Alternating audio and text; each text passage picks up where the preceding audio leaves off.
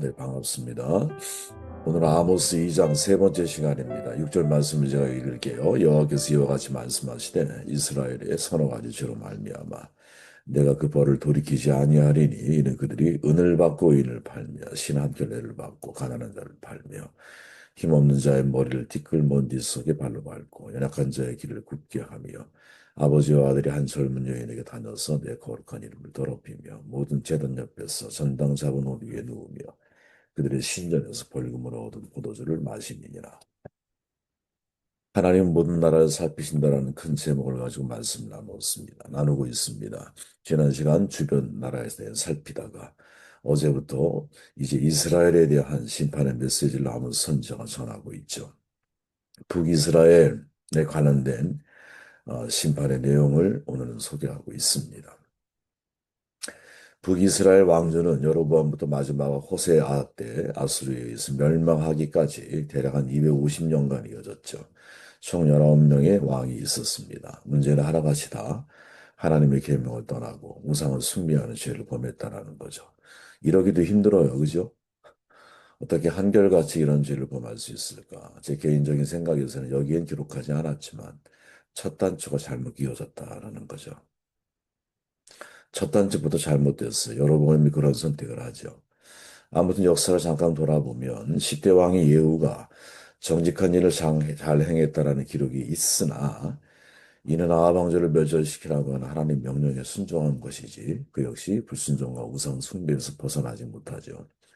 우상 숭배의 시작은 처음부터입니다. 여로보암 때부터 시작이 되죠. 그는 백성들이 율법대로 절기에 예루살렘에 제사를 드리면 그들의 마음이 남녀도 따로 기울어질 것을 염려하죠. 두 가지 장소를 정해요. 담과 베레스 사이라고 표현되어 있지만 나중에 다루겠지만 하나는 북쪽 지역을 상징하고 하나는 남쪽 지역을 상징하는 거죠. 그리고 하나님께서 인정하지 않은 제사장, 그러니까 지 마음대로의 제사장을 세우는 거예요. 절기를 지 마음대로 바꾸고 금송아지를 세워놓고 이것이 하나님이다. 그리고 하나님을 숭배하게 하죠. 여로보암 이후의 왕들도 그 선례를 따라 우상 숭배의 길을 걸었는데 남유다에서는 기준이 뭐예요? 다윗의 행함 같이 다윗이 기준이죠. 근데 북이스라엘은 뭐라고 표현됩니까? 여로보암의 길, 여로보암의 죄 이렇게 표현하죠. 내가 어디에 기준이 되는가 질문해 볼 필요가 있겠죠. 그죠? 내가 하나님이 보실 때 신앙의 표준의 기준이 되고 있는지 아니면 우상 숭배의 기준이 되고 있는지 사람들이 나를 볼 때 나를 따라가면 누구를 만날까? 하나님을 만날까? 아니면 우상을 만날까? 모든 사역자가 질문해야 중요한 질문이죠. 저는 자기 성찰 지능이 떨어지는 사역자들은 사역을 하면 안 된다고 봐요. 결국에는 자기 욕망에 사로잡히게 될 것이고 사람들을 옳은 길로 인도하기보다는 바른 길로 인도하기보다는 그저 자기가 바라보고 있는 금송아지 하나님 쪽으로 사람들을 인도해 갈 확률이 대단히 높거든요. 그런 사람은 결국 마지막에는 지도자로 서지 않아요. 독재자로 서는 경우가 많아요. 즉, 타인을 위해 내가 희생한 삶보다는 타인이 나를 위해서 희생하는 삶을 요구하는 아주 그럴싸하게 표현하는 거죠. 얼마나 지도자가 여러분 이단의 지도자들이 얼마나 사실은 이 꿀바른 말을 잘해요. 사람들의 마음을 현혹하는 게 있잖아요. 마음을 선동하는 것도 있잖아요. 사단적인 요소들이 있잖아요, 여러분. 그 힘을 우리는 무시하면 안 된다고 보거든요. 왕 중에 제일 악한 왕이 누구였냐? 아합이죠. 이전의 왕들보다 더 왔겠다라고 성경이 말하잖아요. 시돈의 공주 이세벨을 아내로 맞이하고 산당을 짓고 우상을 숭배하고 하나님을 신놓게 얼마나 못된 사람이냐면 백성이 가지고 있는 토지를 빼앗기 위해서 그를 죽이죠. 힘이 있으니까 백성 죽이는 건 쉬운 일일 거예요. 그 일을 실제로 하죠. 성경에 그건 기록을 해. 이유가 뭐냐? 야, 너가 어떻게 왕인데 이 사회의 공의와 정의를 실현해야 할 존재인데 어떻게 백성들의 것을 권력으로 빼앗아 네 배를 채워 이런 말이죠. 공의가 완전히 무너져 있는 사회, 그죠? 우리가 읽었지만 은을 받고 의인을 팔고 신 한 켤레를 받고 가난한 자를 팔고 힘없는 자의 머리를 티끌 먼지 속에서 발로 밟고 완전히 뭐 무너진 사회인 거죠. 공의가 없는 거야. 근데 이런 공의가 없는 사회의 한 중앙에 있는 아합이라고 하는 인물을 놓고 보면 그는 이세벨로 하여금 정말 못된 여인이죠. 선지자를 죽이고 싸우고 갈매산 대결을 통해서 참 하나님이 분명히 드러났음에도 불구하고 자기의 신앙을 이제 수정을 하지 않아요. 바꾸지 않아. 회개는커녕 엘리야를 죽이려고 해. 와, 뭐 이런 사람이 어디 있을까? 제가 한번 아합의 입장에 대보려고 애를 써봐요. 내 눈앞에서 여호와의 불이 내려와서 엄청난 사건이 목격이 됐어. 그럼 회개할 것 같은데 그게 안 돼. 왜 그럴까요? 관성의 힘이죠. 하나님보다 더 높은 위치에 누가 내가 있는 거야. 예, 우상을 만드는 사람의 심리는 하나님보다 더 높은 위치에 내가 있는 거죠. 내가 조종할 수 있는 신이 필요한 거야. 그래서 우상을 만드는 거잖아요. 우상은 내 마음대로가 가능하잖아. 겉으로는 비나이다 비나이다 하지만 속으로는 나의 욕망이 투영돼서 내가 원하는 것을 너는 해줘야 돼. 이런 마음을 가지고 접근하는 거죠. 이제 이러한 북이스라엘을 향해서 하나님께서 선언하신 내용들을 보면 좀 전에 읽었지만 은을 받고 의인을 팔며 신한결례를 받고 궁핍반찬을 팔며 정의와 공의가 다 무너졌어. 국리를 베푸는 일이 사라졌어. 우상을 숭배하는 사람은 여러분 하나님 사랑과 이웃 사랑이 가능하겠느냐? 불가능해요. 우상을 숭배하는 사람들이 결국은 하나님은 나를 위해 필요하고 사람은 나의 이용의 도구가 되는 거죠. 하나님을 사랑할 존재는 하나님을 사랑하는 존재가 아니라 사용해야 할 존재라고 생각을 하는 거죠. 이웃은 나를 위해서 이용의 대상이 언제든지 될 수가 있는 거야. 부자가 한 젊은 여인에게 다가가 하나님의 거룩한 이름을 더럽히고 모든 달 앞에 전당 잡은 옷 위에 누워 이때 온몸을 감쌀 수 있는 옷을 가리키거든요. 추위를 막기 위해서 필요한 거야. 그거를 빼앗는다라는 거죠. 못된 인간인 거죠. 왜 이렇게 북이스라엘은 여로보암 때부터 마지막 호세아 왕에 이르기까지 철저하게 악한 왕으로 점철되어져 있느냐. 저는 그 원인을 찾는다면 여기서 이렇게 표현했지만 자기중심적인 신앙, 자기중심이란 우상을 경계해야 한다. 첫 단추부터 잘못 끼워졌죠. 이게 참 중요한 문제인 것 같아요. 북이스라엘 역사의 근본적인 문제, 첫 단추, 자기가 만든 성소에서 여로보암이 자기가 만든 금송아지를 두고 자기가 세운 제사장들을 동원해서 그 금송아지 하나님을 섬기게 했다라는 거죠. 이게 마지막까지 이어지는 거야. 너무 불행하죠.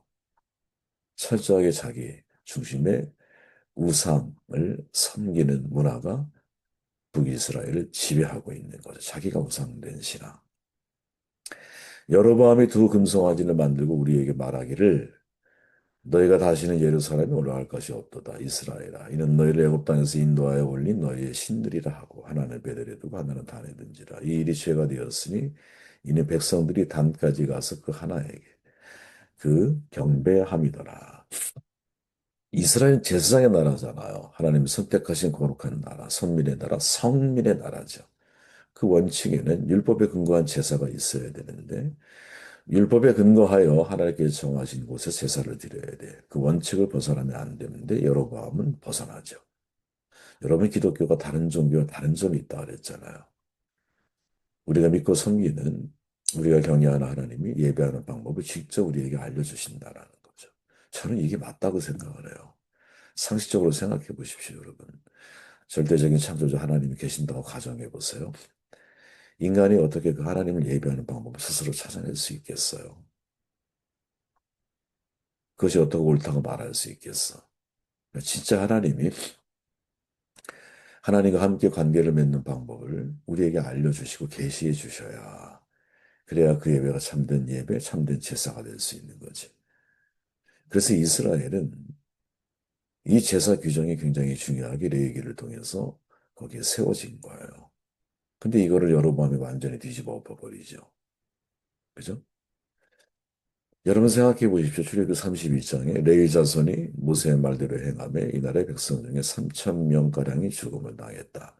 모세가 이르되 각 사람이 자기 아들과 자기 형제를 쳤으니 오늘 여호와께 헌신하게 되었느니라. 그가 오늘 너희에게 복을 내리시리라. 광야에서 이스라엘 백성들이 금송아지에 대해서 이걸 빼놨네요.